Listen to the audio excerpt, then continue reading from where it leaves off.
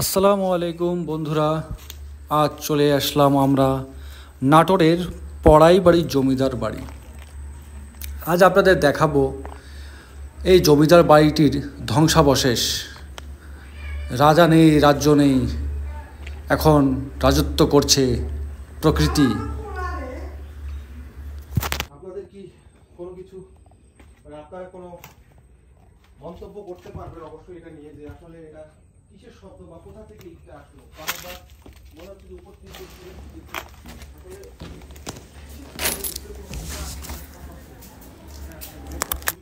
চলুন এবার সিঁড়ি বেয়ে ভবনটির উপরের দিকে ওঠা যাক। এই দেখতে পাচ্ছেন ভবনটির চিত্র।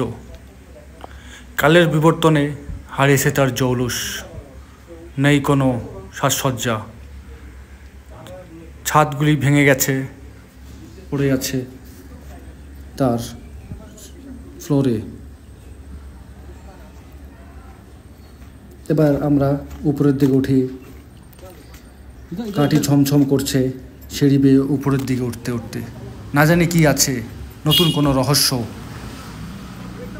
উঠে পড়লাম সিঁড়ি বেয়ে উপরের দিকে। উঠতেই দেখতে পেলাম একটি বড় গর্ত। এইখান থেকে ছাদটি ধসে পড়েছে। সেই আমলে কাঠ দিয়ে এটি ছাদটি তৈরি করা হয়েছে, তার উপর দিয়ে কংক্রিটের ঢালাই। উপরে সকল স্ল্যাবগুলি ভেঙে পড়েছে। দেখতে পাচ্ছেন এই ওয়ালগুলি এবং পিলারগুলি কি শক্তভাবে তৈরি করা হয়েছে।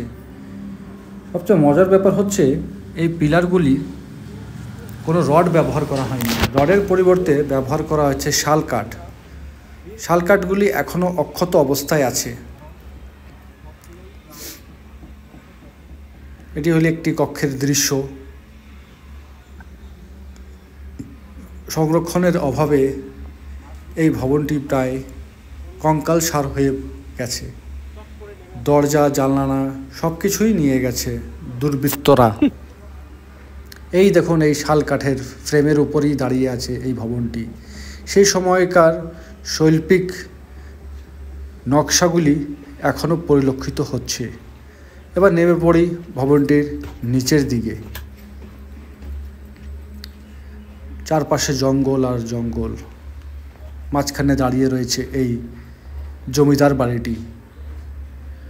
বলা হয়ে থাকে 1947 সালে দেশভাগের সময়, ভারত পাকিস্তানের সময় যে যুদ্ধটি হয়েছিল, সেই সময় জমিদার চলে যায় এখান থেকে নাটোরে শহরে।